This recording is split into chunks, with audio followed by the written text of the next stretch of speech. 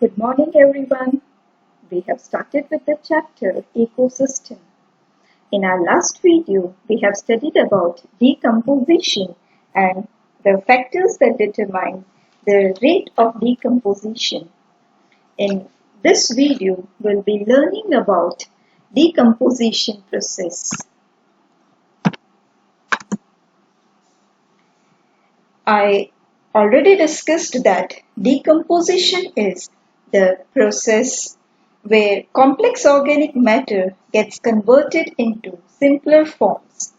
Now, as simple the definition looks, the process is not that simple. It follows quite a few steps, and here we are going to look at the process of decomposition stepwise. It is a 4-step process, and the steps are fragmentation,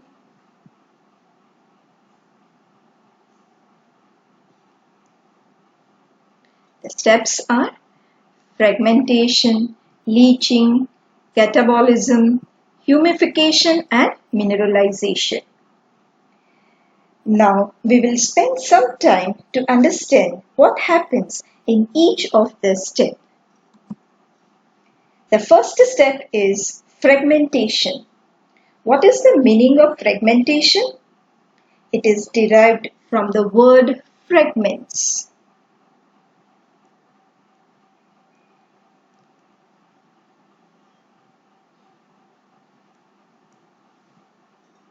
So, generally, the word fragmentation would mean dividing something into small pieces or small fragments.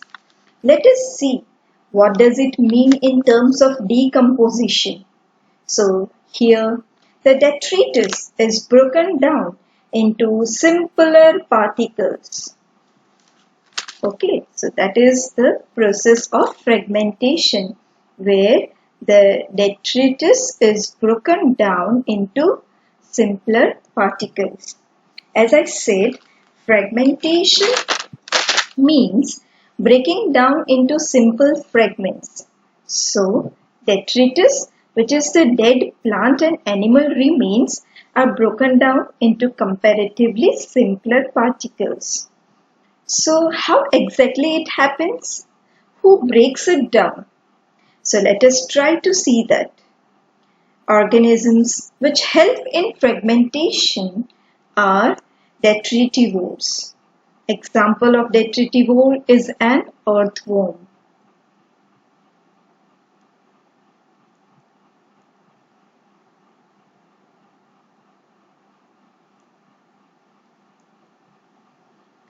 You know, earthworm is often called as farmer's friend. Why? Because they improve the soil quality. So for farmers, what is important? Good growth of plants. They want good crops, good productivity, and it is all possible when the soil quality is good. Soil quality plays an important role in crop productivity. So, these earthworms help in the improvement of quality of soil, and that is why they are called farmer's friend. So, earthworm is also referred to as a natural fertilizer. So what does it exactly do? It helps in the breakdown of dead plants or animals' remains.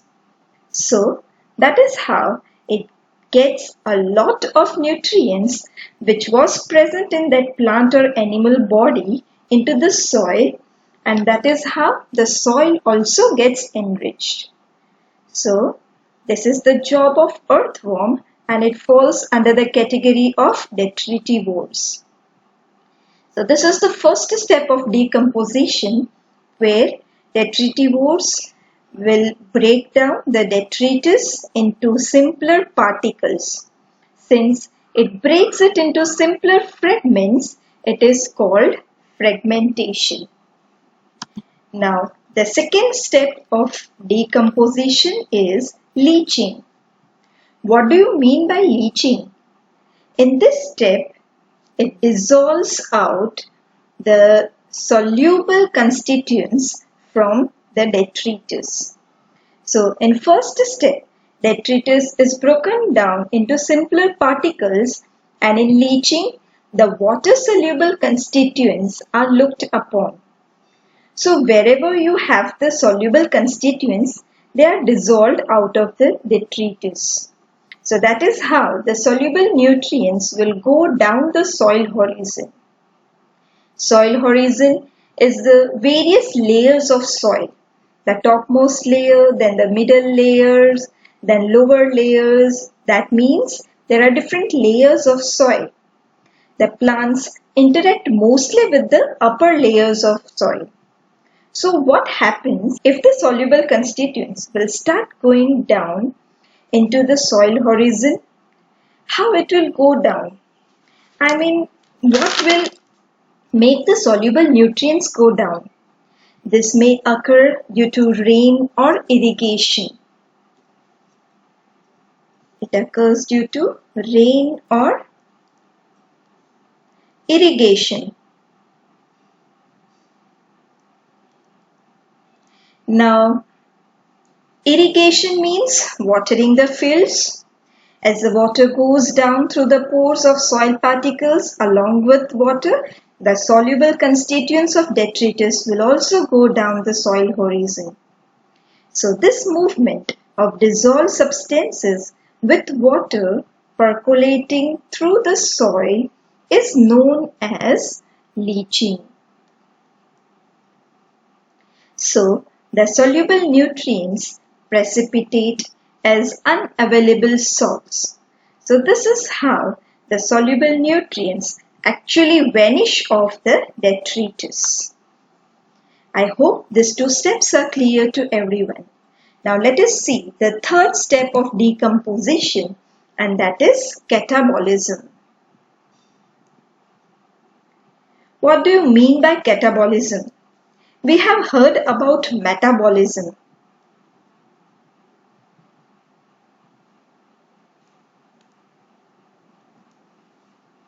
What is it? All the processes which takes place inside the body are all together called metabolic activities or metabolism. So, metabolism has two things within itself. One is anabolism and the second one is catabolism.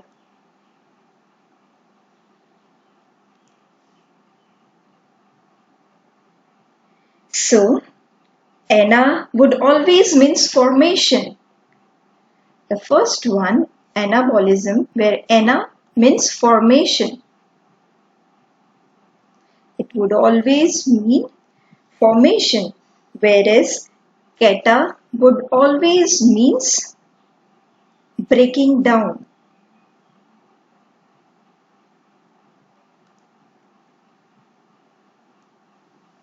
So let us see what happens here in catabolism.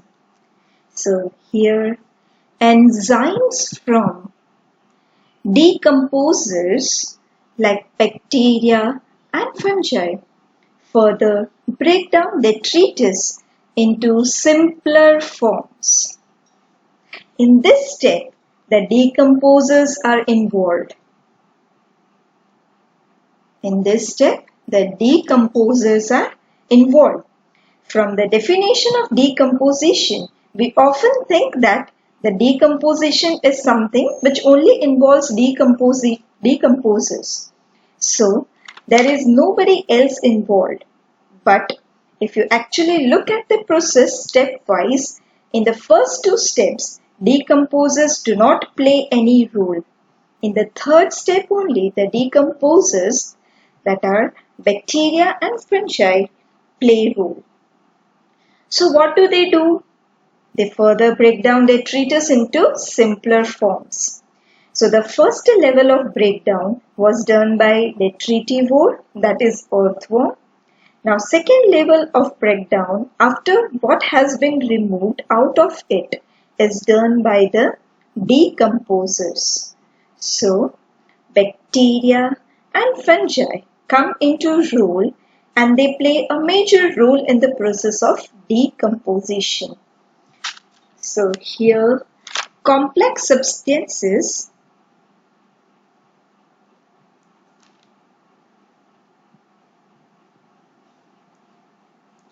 are converted into simpler forms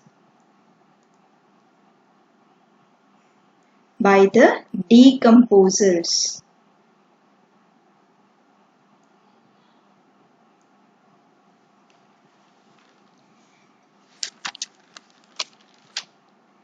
And finally, the fourth step, which is humification. The name is derived from humus. The name humification is derived from humus. Humus is the substance which increases the fertility of the soil. So we always want the soil to be rich in humus so that it can be more fertile. So the crop production can be more out of it. Now let us see what happens in this step. This step of decomposition occurs in the soil. Humus formation takes place in this step. Now, in the first step, what happened? The dead plant and animal remains were broken down into relatively simpler particles, that is fragmentation. In the next step, water-soluble constituents were taken out by the process of leaching. In the third step, those simpler particles, simple in sense, the smaller pieces of particles were further broken down so that they can be converted from complex to simplest form. So now they are all present in the simpler form and are all present inside the soil. Now inside the soil, from those simplest form of particles, the humus formation takes place. So eventually, by the end of this step, what would happen? The detritus will no more be there. They will vanish up, and instead only humus will be present, which increases the fertility of the soil. So that's how the overall process is going to take place. Let us see how this will happen. Before that, humus is brown, black, organic matter that provides nutrients to the plants, and that is why it is said that it improves the fertility of the soil. So nature-wise, humus is amorphous. There are two types of substances in nature based on its internal form. One is crystalline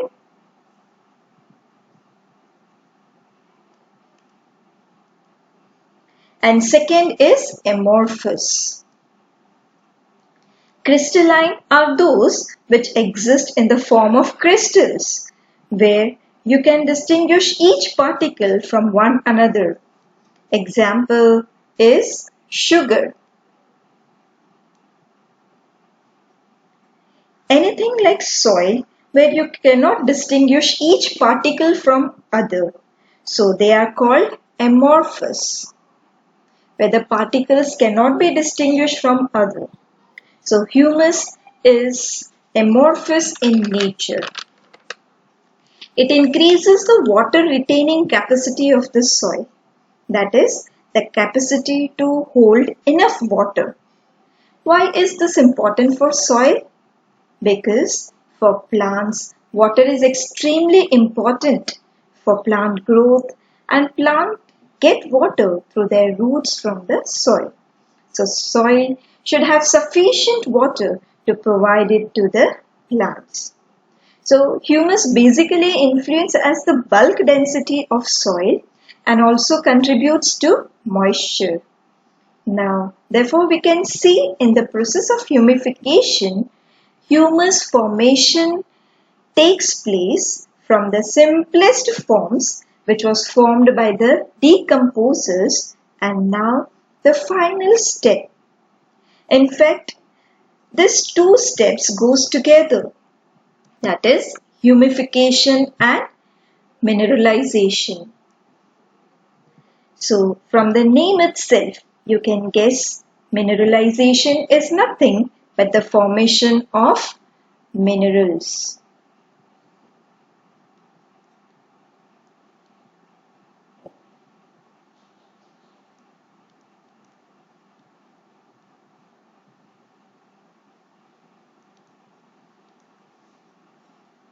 So basically in the last step, the mineral formation takes place from the simpler forms which are important for plant growth.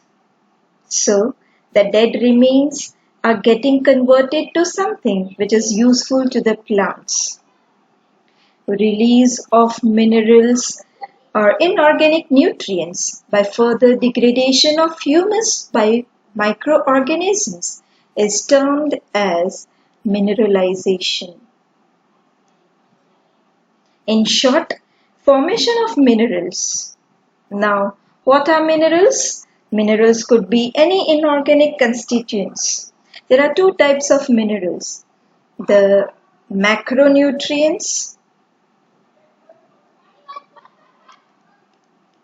and micronutrients.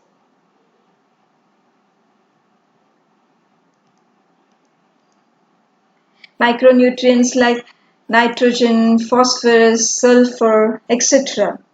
Even there can be inorganic products like carbon dioxide, water. Different examples of minerals are calcium, magnesium, sodium, manganese, etc.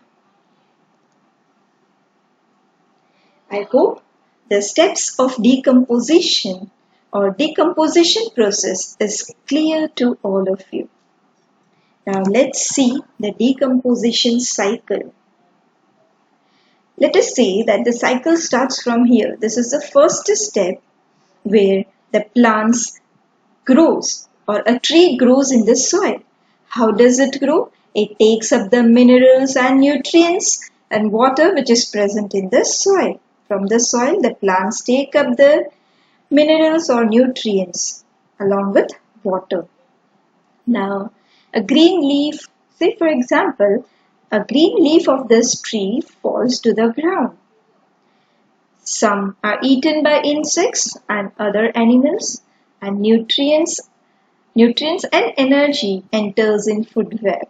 Right? So this leaves which falls down, they are eaten up by the insects or other animals, and they enter in the food web. From here they enter in the food web. Okay. Some nutrients leach into soil by chemical action. Before leaching, what will happen? There will be fragmentation. For the decomposition occurs by earthworms, bacteria, soil mites, fungi, etc. Okay, so fragmentation process takes place.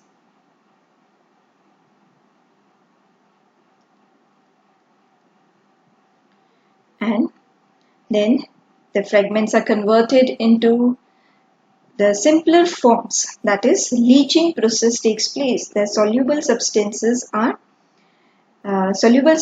they go down into the soil horizons, and as a result the soil becomes rich in organic matter.